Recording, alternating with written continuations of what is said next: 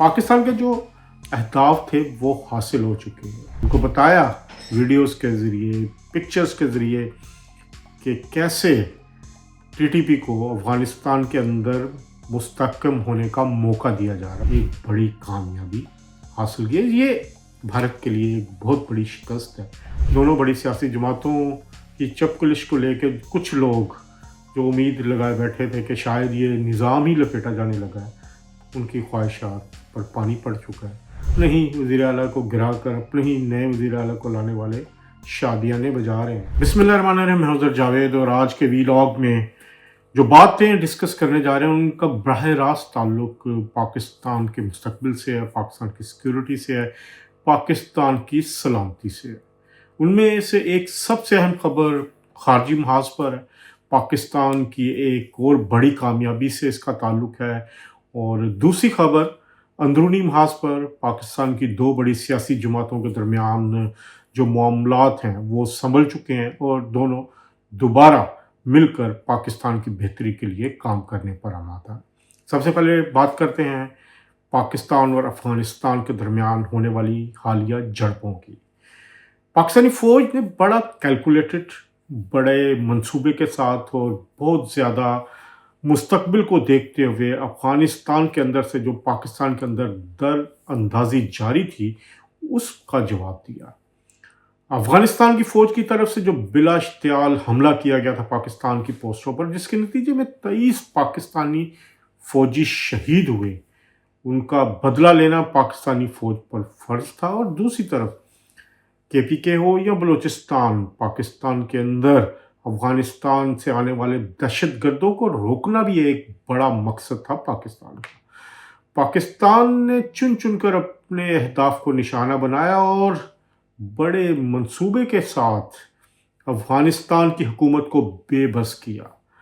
पाकिस्तानी फ़ौज के बहादुर जवानों ने अफ़गानिस्तान के अंदर घुसकर उनकी चेक पोस्टों पर न सिर्फ कब्ज़ा किया, वहाँ पर पाकिस्तान का झंडा भी लहराया और सिर्फ चंद दिन के अंदर ही अफ़गानिस्तान जो कि बहुत तुरम खान बना फिरता है, जिनके जो कमांडर से वो दावा करते हैं कि वो तो नाकाबिले शिकस्त रहे हैं, चाहे रशिया हो, चाहे बरतानिया हो या कोई और मुल्क हो, चाहे अमेरिका, तो वो तो कभी भी शिकस्त नहीं खाए। लेकिन पाकिस्तान ने सिर्फ 4 दिन के अंदर छठी का दूध याद करवा दिया। पहले तो उन्होंने 48 घंटे की सीज़ फायर की मुद्दत की दरख्वास्त की और फिर भागे भागे पहुंचे वो कतर, दोहा और टर्की और उनसे दरख्वास्त की कि पाकिस्तान के साथ एक पुरअमन मुआहदे के लिए वो सालसी का किरदार अदा करें।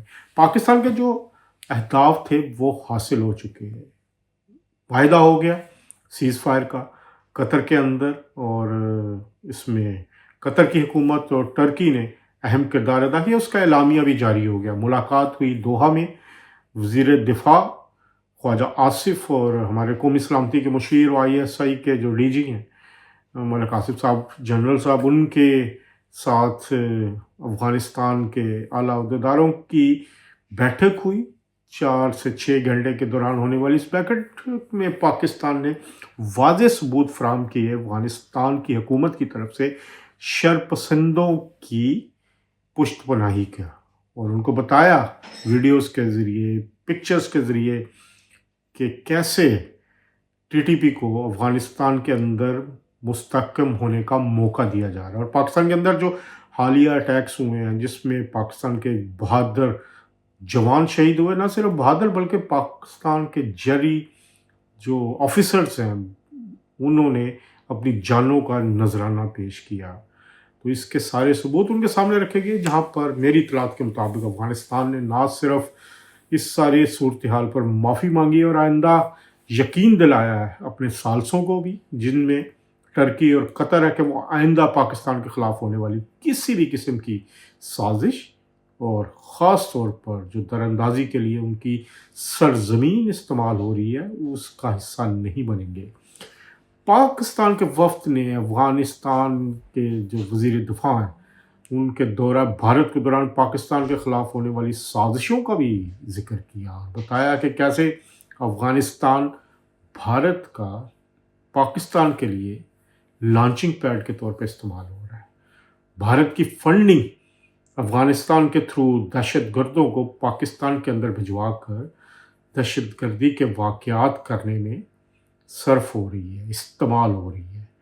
اور پاکستان کی فوج نے جس طرح جواب دیا، جس طرح ان کو مجبور کیا، گھٹنے ٹیکنے پہ مجبور کیا، یہ پاکستان کے فیلڈ مارشل سعید عاصم منیر کی ایک اور بڑی جنگی حکمت عملی کی کامیابی ہے.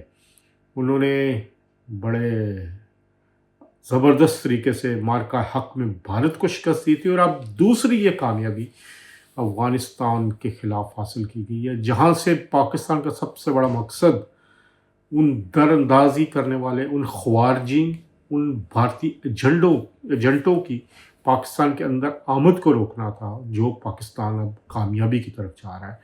افغانستان کی حکومت نے پاکستان کو واضح طور پر یقین دلایا کہ وہ اس طرح کے واقعات کو روکیں گے، اور اس طرح کے جو خوارجین جو پاکستان پر حملے کرتے ہیں، جو دہشت کرتے ہیں، ان کو پاکستان کے اندر آنے نہیں دے رہے، بلکہ یہاں تک کہا جا رہا ہے کہ پاکستان کی نشاندہی پر افغانستان کے اندر موجود جو ایجنٹس ہیں، جو پاکستان کے مخالف ہیں، دہشت گردی کرتے ہیں، ان کے خلاف کارروائی بھی کی جائے گی. تو اس کے سلسلے میں ایک میکنزم بھی طے کیا جا رہا ہے، اور آنے والے دنوں میں پاکستان اور افغانستان کے درمیان مزید میٹنگز ہوں گی، اور جو اگلی میٹنگ ہو رہی ہے جو میری اطلاعات کے مطابق وہ 25 اکتوبر کو ٹرکی میں ہوگی، جس میں پاکستان کا اعلیٰ سطحی وفد بھی شریک ہوگا. تو پاکستان نے اپنے افغانستان کے ساتھ بارڈر کو محفوظ بنانے کے لیے، در اندازی کو روکنے کے لیے ایک بڑی کامیابی حاصل کی ہے. یہ بھارت کے لیے ایک بہت بڑی شکست ہے. بھارت اس موقع کو استعمال کرتے ہوئے افغانستان میں دہشت گردوں کو فنڈنگ کر کے پاکستان کے اندر عدم استحکام پھیلانا چاہتا تھا، جس کا جواب پاکستان نے جس طرح دیا ہے، وہ افغانستان کی حکومت اب معافی تلافی پہ آ کے ثالثوں کے ذریعے صلح کرنے پر مجبور ہے. تو یہ تھا ایک انٹرنیشنل فرنٹ پر پاکستان کے لیے جو ایک کامیابی ملی ہے. فیلڈ مارشل سعید عاصم منیر، پاکستان کے فوجی کمانڈروں اور وزیر اعظم شہباز شریف کی ایک بہترین حکمت عملی کے نتیجے میں تو یہ ایک اور بڑا اعزاز حاصل ہوا ہے وزیر اعظم شہباز شریف اور فیلڈ مارشل سعید عاصم منیر کو، کہ ایک دفعہ پھر وہ پاکستان کو ایک بیرونی خطرے سے محفوظ رکھنے میں کامیاب ہو رہے ہیں. اب بات کرتے ہیں پاکستان کے داخلی محاذ کی.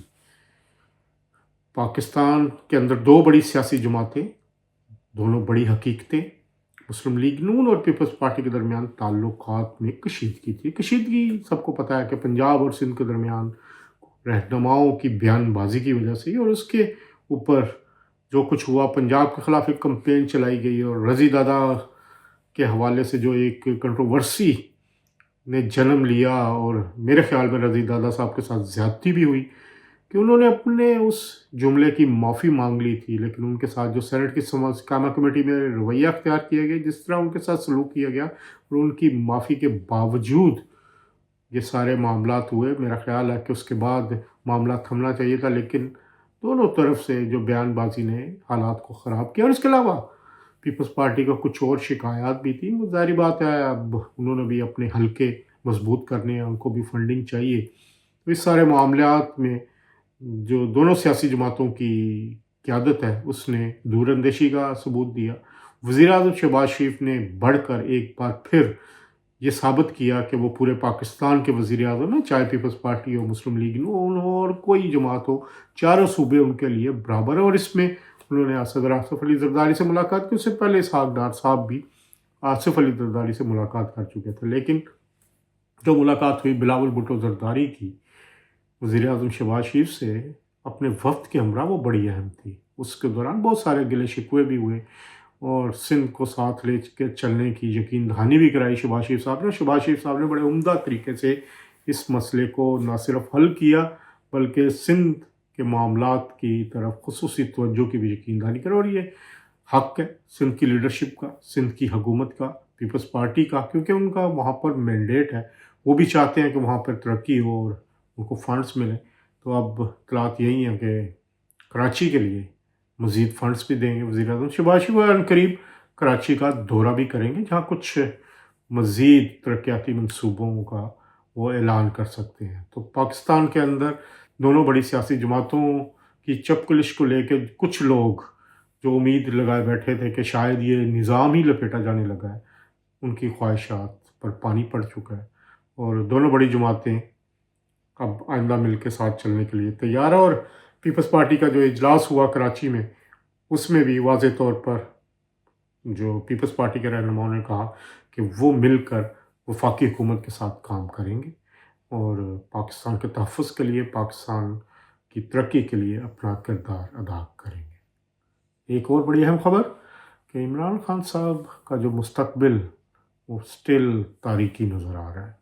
ان کی جو خواہش تھی سہیل افریدی آئیں گے، نئے وزیر اعلیٰ بنیں گے اور ان کو جیل سے چھڑا کے لے جائیں گے، یہ وہ اسی طرح کی خواہش ہے جو ان کی خواہش پہلے امریکی صدر ڈونلڈ ٹرمپ آئیں گے، وہ نوٹس لیں گے اور ان کے بعد فوراً حلف اٹھاتے ہی عمران خان کو جیل سے باہر نکالنے کا حکم دیں گے۔ اسی طرح ہی سہیل افریدی صاحب نے وزیر اعلیٰ کا عہدہ سنبھالا، عہدہ سنبھالتے ہی سب سے پہلے انہوں نے کام کیا سنم جاوید کی گرفتاری کا نوٹس لیا، دوسرا انہوں نے خان چپل کا آرڈر کیا اور پھر ایک تماشا لگانے کے لیے، نمبر بنانے کے لیے ڈیلا جیل کی طرف چل پڑے، چند گھنٹے وہاں گزار کر ایک اسٹیٹ ایجنٹ کے دفتر میں کھانا شانا چائے شاہ پی کے وہ واپس روانہ ہوئے۔ ابھی تو اطلاعات مل رہی ہیں کہ اسلام آباد میں کسی سیف ہاؤس میں کسی گھر کے اندر بولیاں لگ رہی ہیں کہ کے پی کے میں جو وزراء ہیں ان کا کیا ریٹ ہے۔ تو system as usual as normal چل رہا ہے۔ علی امین گھنڈا پور صاحب پر جو الزامات تھے کرپشن کے، وہ اب دھل چکے، وہ جا چکے۔ اپنی ہی وزیر اعلیٰ کو ہٹا کے اپنی ہی جماعت کا نیا وزیر اعلیٰ لے کر آنے والے عمران خان تبدیلی کا نعرہ لگایا۔ تبدیلی یہی ہے کہ پہلے دو لوگ تھے، دونوں نے گندے کپڑے پہنے ہوئے تھے، انہوں نے کہا چلے تبدیلی لاتے ہیں، دونوں نے ایک دوسرے سے کپڑے بدل لیے۔ اب بھی یہی حال ہوا ہے اور ایک وزیر اعلیٰ کو ہٹا کے دوسرے وزیر اعلیٰ کو لے آئے ہیں اور جشن ایسے منایا جا رہا ہے کہ جیسے پتہ نہیں وزیر اعظم شہباز شریف کو گرا دیا یا ان کی حکومت ختم کر دی۔ اپنے ہی وزیر اعلیٰ کو گرا کر اپنے ہی نئے وزیر اعلیٰ کو لانے والے شادیانے بجا رہے ہیں۔ ایک دفعہ پھر عمران خان کی سیاسی حکمت عملی ناکام ہوئی ہے۔ ناکام یوں ہوئی ہے کہ ان کا منتخب کردہ وزیر اعلیٰ علی امین گھنڈا پور ناکام ہو کے استعفیٰ دے کے گھر جا چکا ہے، جس نے اپنے دور حکومت میں کے پی کے کی عوام کے لیے کچھ نہیں کیا، زیرو کارکردگی رہی۔ پہلے جو ان کے وزراء اعلیٰ تھے انہی کے نقش قدم پر چلتے ہوئے 13 سال سے حکومت ہے تحریک انصاف کی، اور صوبہ جو ہے مسلسل پستیوں کی طرف جا رہا ہے۔ تو عمران خان صاحب بھی ابھی تک کی اطلاعات کے مطابق جو معافی کی درخواستیں تھیں، جو تلافی کی درخواستیں تھیں، جو رابطے کی درخواستیں تھیں اسٹیبلشمنٹ سے، تو اسٹیبلشمنٹ نے اپنا دروازہ مکمل بند رکھا ہوا ہے۔ کسی قسم کی کوئی بات نہیں کرنے کا جو اعلان کیا گیا تھا، جو پیغام دیا گیا تھا، وہ ابھی تک اس پر قائم ہے۔ آنے والے دنوں میں بھی عمران خان صاحب اسی طرح ہی جیل میں بیٹھ کے مرغے کھائیں گے، دیسی یخنی پئیں گے، ورزش کیا کریں گے اور عدالتوں کی پیشیاں بھگتا کریں گے۔ اب تک کے لیے اتنا، انشاءاللہ اگلے پروگرام میں کچھ نئی خبروں تبصروں کے ساتھ حاضر ہوں گے۔ تب تک کے لیے اللہ حافظ۔